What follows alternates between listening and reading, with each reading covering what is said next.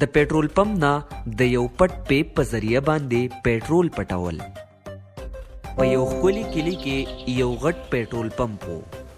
د دغه پمپ مالک ډیر زیات ایماندار و او هر سهار به په 9 بجې خپل پمپ ته راتلو.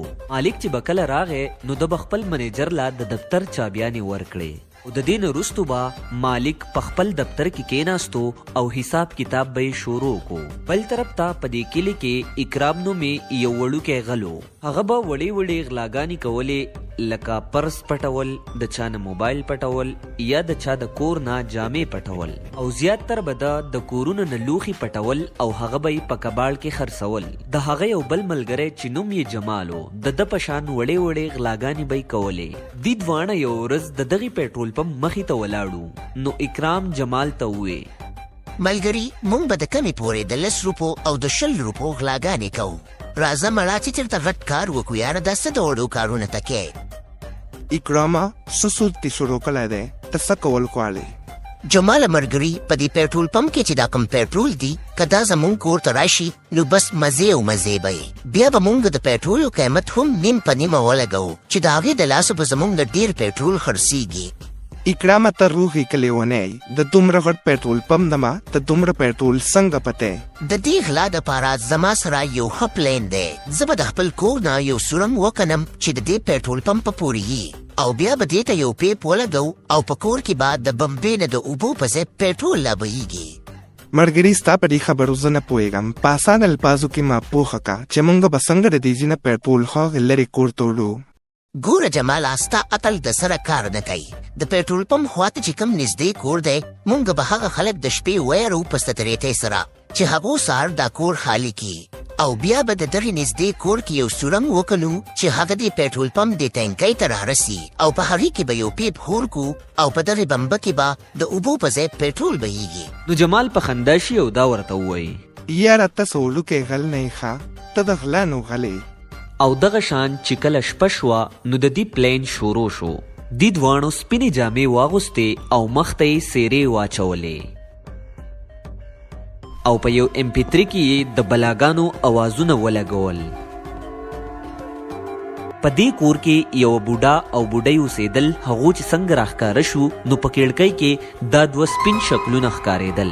هغو ډېر زیات ویرېدل او دا یو بل ته وویل چې په دې کور کې خو پیریان دي، مونږ لا زر تر زره د دې نه وتل پکار دي. او بوډا خپلې ښځې ته ووایي چې پاسه او سامان پیک کوه او څنګه چې سحر شي نو دوی خپل سامان پیک کی او په یو ډاینه کې د دغه ځای نه کډه ویسي. اکرام او جمال ډیر زیات خوشحاله شي ولې چې د دې اولنی پلان کامیاب شي. نو دی بیا د دې کور د مالک سره خبره وکړي او دغه کور ته په کرایه واخلي.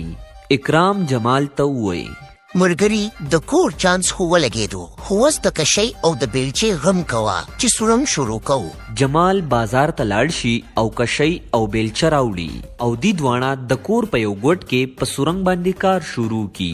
په اولنۍ ورځ خو دې ډیر کار وکړي خو په دویمه ورځ د دې د لاسو خپو نه نور کار نه کیږي او دی ډیر زیات ستړي شوي وي. خو بیا هم د خپل مقصد ته ځان رسي نو په 10 ورځو کې یو ځای ته ورسي چې هلته دی یو کړنګ اواز واوري او څنګه چې دا مخکې ځای وکني نو د پېټرولو ټینکۍ ښکاره شي. نو دی دواړه په غار کې په ګډا شي او ډیر زیات خوشحاله شي او دا وایي چې زمونږ پلان کامیاب شو.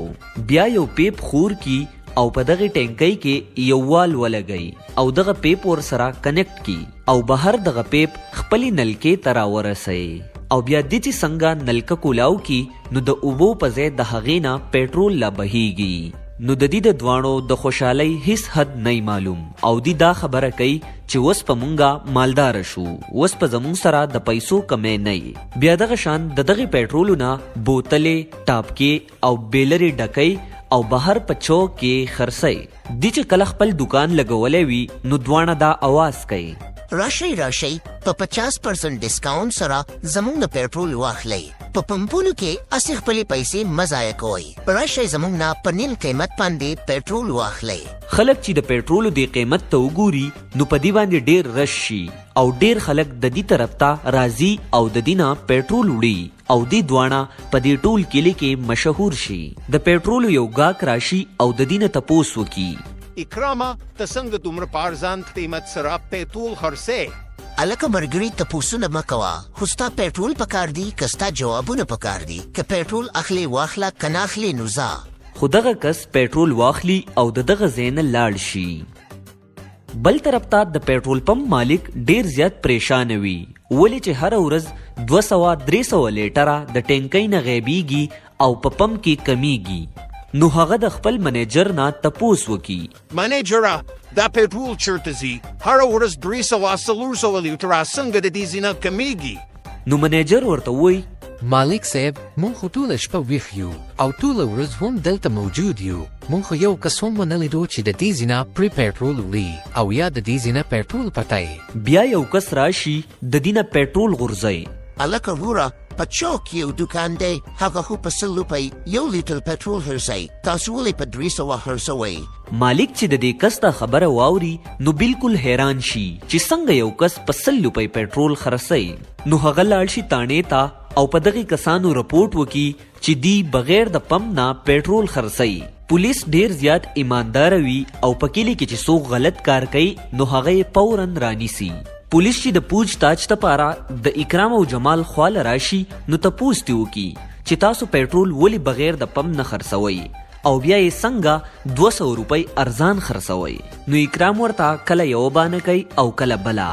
خو پولیس په هغه باندې شکمن شي او په کور کې لټون شروع کی. کله چې پولیس د نلکه کولاو کی او دغه پیټرول بین کی نو د دینه د پیټرول بین خيږي. نو پولیس وایي چې ښا دا قصه ده او بیا چې لګه خو وګوري نو یو دروازه ورته پزماکه ښکار شي. دغه دروازه چې لړکی نو پولیس خپل ملګرو ته وایي دا دوانه ونیسئ چې دې تر نه ونه تښتي. زه په دې سورنګ کې ښکته ځم او تماشه کوم. پولیس چې کله سورنګ ته وردن نشي او هلته وګوري نو په ټوله قصه پوه شي چې څنګه دی د پیټرول پمپ نه یو پیپ راوستی دی او دلته هرزان پیټرول خرڅوي. هغه چې د سورنګ نه راوځي نو دې ته ووایي هلکه یاره تاسو خو په پلا کې PhD کړې ده داسې پلین خو ما مخکې چېرته هم نه و لیدلی. راځئ ستاسو سره به په تانه کې نور ګپ لګوم. بیا دغه دواړه پولیس تانې ته بوزي او په عدالت کې پیش کی چې په عدالت کې په دې باندې غلا ثابت شي نو بیا دی د 15 کالو د پاره په جیل کې قید کی او د غلا هم دغه سزا وي. د غلا د وجې به انسان ته لږ ټایم د پاره پیسې راشي او هغه به مالدار شي خو د دې نتیجه همیشه هم دا وي.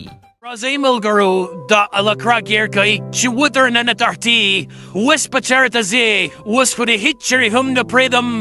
د دې ځای نه ځئ شابئ ما مه تنګوئ. الکه ټول پې د اګو ټماټرو باران شروع کوي دا ډېر پوها دی. زما سایکل زما نه ماخلئ زما سایکل مه ماتوئ. راځه چې تا هنن ستا د دې سکا سایکل نه هم دمه کړو. او بیا ورلا سیکل ټوټي ټوټي کی او دغه ماشوم ملک په چغو چغو وجاړي. دا قصه د یو داسې الک ته چې نوم یې ساجد دی. ساجد د وړوکوالي نه په مازغو ډیر کمزوری وي او د ساجد پلار ډیر کلونه مخکې د ګاډي په اکسیډنټ کې مړ شوی وي. د ماشوم او کمزوري ساجد نور رونه خویندې نو دی به د خپلې غریبې مور سره په یو وړوکې شان کور کې اوسېدو. ساجد به اکثر مور ته د خفګان په حالات کې وي مورې زما خو هیڅوک هم ملګري نه جوړیږي ټول هلک راپورې خاندي. زما خوږ بیا ته مه پریشانه کېږه زه ستا ملګري یم که نه. چونکې ساجد دماغي معذوره وي نو هغه په سبق کې هم ډیر زیات کمزوری وي او ساجد به په کلي کې د خپل عمر نه د ډیرو وړو وړو ماشومانو سره لوبې کولې. یوه ورځ دی کرکټ کوو چې کله ساجد آوټ شو نو نورو الکانو ورته ووی ستا په وجه موږ میچ وبایلو نن نه پس بعد ته زموږ سره کرکټونه نه کوې او موږ تا په خپل ټیم کې نه پرېږدو. داسې مه وایه وروره زه خو خپل پوره کوشش کوم یار. او دغه شان د محلې بدماشان براتلل او ساجد به ډیر زیات تنګوو. ساجد به د خپلې کمزورۍ د لاسه دیتا هیڅ هم نشو ویلی او دغه شان د سکول په سبق کې به هم ساجد په مخه پیل کېدو. ټیچران ټول د دنه ډیر زیات تنګ شوي وو. د ریزلټ نه پس دته میډم وویل ساجده دا پیل پرچې دې ټولې واخله او که دې پیله ته پیل شوې نو د سکول نه به دې وباسم. او د سبق سره سره ساجد په نورو لبو کې هم ډیر زیات کمزوری و او همیشه به د ټیم د لاسا گیم بیلو. د ساجد پلار چونکې یو ساينسدانو نو ساجد با په کور کې د هغه د کمپیوټر سره لبې کولې او یو ورځ ساجد یو داسې کارنامو کې چې ټول دنیا د ته حیران وي. ساجد په کمپیوټر باندې لوبي کوي چې په دې دوران کې د خلایي مخلوق ته سیګنل ولېږي او ساجد با هر شپه د خپل کور پچت ناس وو او ډیر زیات په خپو او جړل بی او د الله تعالی نه به دا سوال کوو، یا الله تا زولی دومره کمزوری پیدا کړی، ټول خلق زمانہ نفرت کوي، ته مالا یو داسې ملګری راولېږه چې زما دا ټولې پریشانیانې ختمې کی. او بیا ساجد چې کله دوا وکړه نو خپل کمرې ته راشي او په غمجن زړه سره اوده شي. په دغه شپه یو ډیر عجیبه کار وشي، د اسمان نه یو غټ جهاز راوغورځېږي او په ځمکه ولګي او اچانک د دغه جهاز نه یو ناشنا مخلوق ښار طرف ته روان شي چې د هغو خپې او لاسونه ډیر زیات بدل وي. په نیوز کې راشي چې څوک هم د شپږو بجو نه د کور نه موځي، ولې چې یو خلایي مخلوق زموږ ځمکې ته داخل شوی دی چې هغه ډیر زیات خطرناک دی. او دغه شان یو ورځ ساجد د خپل کور خواته په ځنګل کې د فوټبال سره لوبې کوي چې په دې دوران کې هغه د یو ناشنا سیز د خپو आवाज واوري نو هغه چغې کی، ستوکې دلته تاسو راښکاره شئ او ما مه یېروئ. نو په دې دوران کې د شاغړې ونې نه یو ایلین راښکاره شي. ساجد د دنه ډیر زیات ویریږي نو ساجد منډې کی نو ایلین ورته आवाज وکي، یریږم ساجد، زه ستا مدد دپاره راغلی یم او زه ستا ملګری یم، زه به اوس ستا په هر ځای کې مدد کوم. ساجد ډیر زیات حیران شي او د دنه تپوس وکي، ته خبرې هم کولی شي؟ هو ساجد، زه ستا د مدد دپاره راغلی یم. ساجد ډیر زیات خوشحاله شي او په زړه کې دا سوچ وکي چې الله زما دعا قبول کړه. هغه د دغه ایلین سره په خیر وکي او دا ورته ووایي چې نن نه پس ته زمونږ سره اوسېږې او نن نه پس ستا نوم جادو دی. بیا ساجد خپل ملګری کور ته راولي او په یوې ټوکرۍ کې بند کی. بیا ماښام ساجد خپل مور ته په جړا کې ووایي، مورې زه چې څومره هم ډېر محنت وکړم خو بیا هم په کلاس کې پیل کېږم او دې پیل راته میډم هم ویلی دي چې که پیل شوې نو د سکول نه به دې وباسم.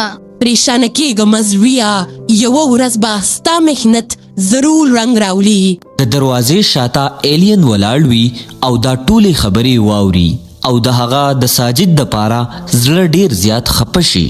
بیا کله چې ساجد د شپې په جوور خوب کې اوده وي نو ایلین د په سر لاس کیدي او خپل جادویي طاقت دته ورواړی. سحر چې څنګه د خوب ساجد پاسی نو د هغه نظر سم شوی وي او هغه چشمې ارتاوي کی. ساجد چې کله ځان ته په شیشه کې وګوري نو د هغه وجود رو طاقتور کیږي او هغه رو خوشحالیږي او بیا ساجد هغه کمزورې ماشوم نه بلکې د دنا یو طاقتور ځوان جوړ شي. او په سکول کې هم د ساجد مازغه د نورو ماشومانو نه 10% نور هم تیز شوی وي. په ټولو پرچو کې هغه په ټاپ راځي او ټول استادان او شاګردان دته حیران وي. یو ورځ ساجد د خپل ملګرو سره په کوڅه کې لوبي کوي چې بیا هغه بدماشان د تنګولو دپاره راشي. دغه بدماشان د دیو مرګره په ځمکه راغوزار کی نو ساجد ورته ووایي، الکه خبردار چې الکانو ته غوږ ونه کېږورئ کنه ټول به داسې کم چې په رڼا ورځ به درته ستوري وهم. او بیا ساجد په دغه ټولو باندې راکیدي او ټول ښه پاسته کی او ساجد ته د ملګري او دغه بدماشان ډیر زیات حیران وي چې څنګه یو کمزوري الک دومره طاقتور شو. یو ورځ په کور کې د ساجد مور صفائی کوي چې اچانک ایلین راښکاره شي. د ساجد مور ډیره زیاته ویریږي او په چغو چغو بهر ته وتښتي نو ساجد هغې ته بیا ټوله قصه وکي. مور ډیره زیاته خوشحاله شي او دا ورته ووایي چې دا ستا د صبر بدله ده، الله پاک تاله یو داسې ملګری درکو چې اوس په ته په هر ځای کې خفه کېږې نه.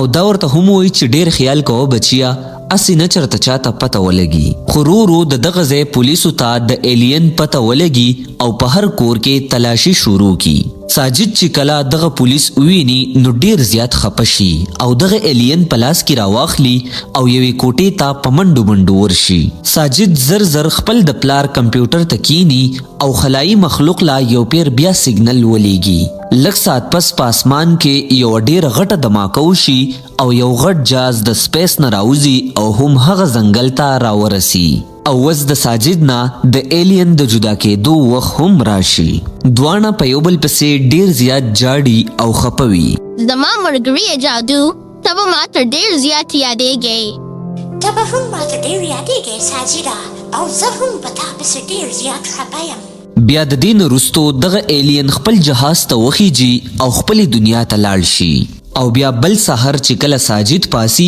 نو ځان ته چې په شیشه کې وګوري نو بیا کمزوری شوی وي او د ده نه د ټول طاقت دوباره ختم شوی وي نو اوس په څه کیږي دی به د خپلو ملګرو سره څنګه میلاویږي او دی به د بدماشانو سره مقابلې څنګه کوي او په سکول کې به پاس کیږي څنګه د دې دپاره که تاسو پارت 2 کتل غواړئ نو په کمنټس کې ضرور ووایئ او که دا قصه ستاسو خوښه شوې وي نو زموږ چینل ضرور سبسکرایب کړئ یو پرسکونه کلی و چېرته چې ډېر غریبانان او سادهګان خلکه اوسېدل او خپل محنت به یې هم کولو د دغه کلي خلک ډېر زیات غریبانان او ډېر زیات محنت کوونکي وو همدغه کلي کې یو سړی هم اوسېدلو چې د هغه نوم چودري رحیم داد و هغه په ظاهره ډېر عزتداره او ډېر مذهبي انسان ښکارېدو ولې چې هر ټیم به یې په لاس کې تسبیح او سپینې کفړې به یې وي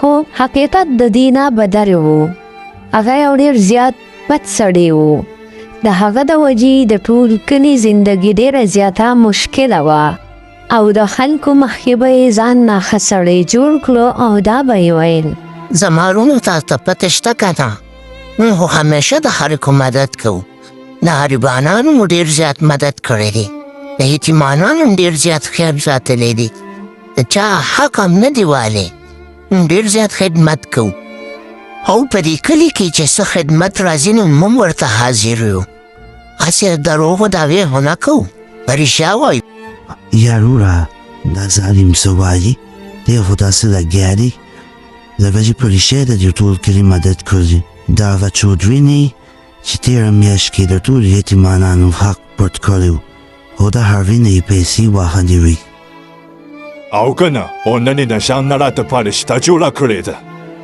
دنیا د مون خدای خلاص کې دا څه حساب دی په دغه کلي کې یوه کونډه ښځه هم اوسېدله چې ډېره زیاته بېسهارې او بېاسرې وه نه یې زوی و نه یې ورور و او خاوند یې هم وفات شو او یو راکوټي شان کور یې و چې هغه د هغې د مرحوم خاوند نشاني وه بیا چودري د خپل طاقت په زور باندې د هغې د کور مخې ته دیوال ووهو یو اوچت دیوال یې ووهو چې هغې سره د هغې د کور لار مکمل بنده شوه او دا ډېره زیاته پریشانه شوه دیوال ته یې لاس کېښو او ځان سره یې وویل په دې دیوالونو او په دې کور کې خو زما د خاوند محنت او خولشه میږه ده په هره یوه خفته کې د هغه محنت شامل دی او نن یو ظالم راځي دا مانه اخلي یا الله ما خو چا سره زیاتي نه دي کړي نه مې چا سره ظلم کولی دی او نه مې د چا حق والی دی نو بیا ما سره دا ظلم موری کیږي خدایا ته زما مدد وکړي او د دې ظالم انسان نه مې زر تر زر خلاصه کړي خدایا ته زما مددګار شي بیا یو ورځ چودري په خپله د هغې کور ته راغلو چې د هغه په سترګو کې د هغه لالچ ښکاره ښکارېدو او په ډېره ظالمانه رویې سره یې دې ته وویل ګوره شاهینې دا ځمکه ماته د وخته راکړه دا به ستا دپاره ډېره بهتره وي که را دې نه کړه نو بیا به دې پرې ډېره زیاته تنګوم دا ځمکه او دا کور او د دې کور یوه هفته دا زما د خاوند امانت دی دا زه په یو قیمت هم چاته نه ورکوم کو هر څومره تکلیف یې ماته رسي زه تیار یم تکلیف به برداشت کوم خو ځمکه نه درکوم خزانه استوزه دې کور کې قید شوې نه به ستا له خوا له څوک راتلی شي او نه چې ته چېرته تللی شي ګورم چې ستا دا همت د کومې فورې وي ظلم زیات وخته پورې نه چلیږي یو ورځ به جواب ورکي خدای پاک به بیان خلاص کړي. بیا د کلي یو دوه نوجوانان اسلم او نعمان کله چې د دې کیسې نه خبر شو نو ډېر زیات غوسه شو او په ډېرې کوڅې سره یې وویل دا خو حقولی او ظلم دی موږ څنګه خاموشه پاتې شو دا خو ډېر ظالم انسان دی ادی به څه چل کور غواړي یجنې دا چې ډېر ظالم خو باغم به یې څه حالې ښځه ډېره تنګه کړي. اسلامه خبره دې ټیک ده خو چودري سره طاقت دی پیسه دا زور دی که مونږ د خلاف څه وکړو هغه مونږ ته نقصان هم رسولی شي. نعمان خبره دې ټیک ده خو که موږ ویرېدو نو په دې کلي کې کله هم امن او انصاف نشي راتلی چا له ښودلی دلې پکار دي که نه لا راځه له ساعته فاله موږ د ودرې باقي خو دې ظالم پات کلاس کو. څه ساعت پورې دواړه په دې سوچ کې وو. ډېر زیات سوچ نه بعد دواړو خطرناکه خو یو ډېره ضروري فیصله وکړه او دواړه ډېر زیات خوشحاله شو. اسلامه مې اورېدلي چې چودري خپل اصل کاغذونه دا په ګودام کې ایښلي دي خو هغه مونږ ته میلو شي نو دا سړي مونږ ښکاره کولی سو د غلطو کارونه نه به منې شي. نو بس نعمانه فیصله وشوه نن شپه چې هر څه کېږي موږ به ګودام ته ځو ځان ته یاد ساته.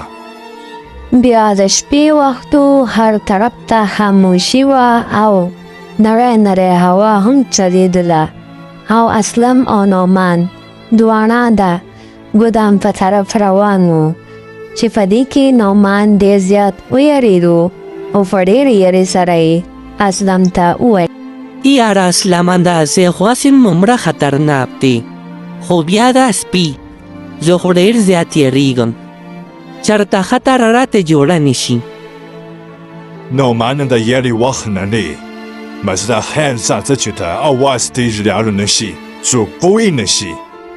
بیا یو سپی د هغې دواړو مخې ته راشي چې په دې سره هغې حیران شي او نعمان ډېر زیات ویریږي او په ډېرې یېرې سره د هغه ځای نه روان شي او ووایي اسلامه راته چې ګینې کېږو دا روان خلک خبرې مسیح لیکم هذا اوتسیدو و بس خیلی کوچی آواز تیز لاړو نشي څوک را باندې پوه نشي.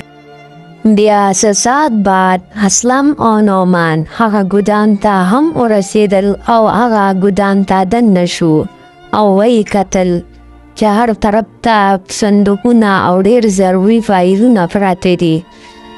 نعمان هغه کاغذونه کتل شروع کړه او ویې ویل یاره اسلامه دلته خو ډېر کاغذونه پراته دي خو چې صحیح کاغذ اصل او هم کاغذ کم یو دي د هغوی فتح نه لګي ډېر زیات دي.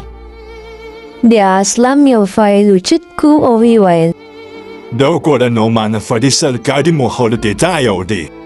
کله چې هغې هغه فایل کولو کو او ویې کتل نو ډېر زیات حیران شو او ویې ویل دا خو هغه ثبوت دی چې هغه چودري د غریبانو حق وهلی و یاره دا سړی خو ډېر ظالم دی دا خو یوازې زموږ نه د خلکو امیدونه هم پرې دا څه ظالم انسان دی دا ښه ده چې راښویو.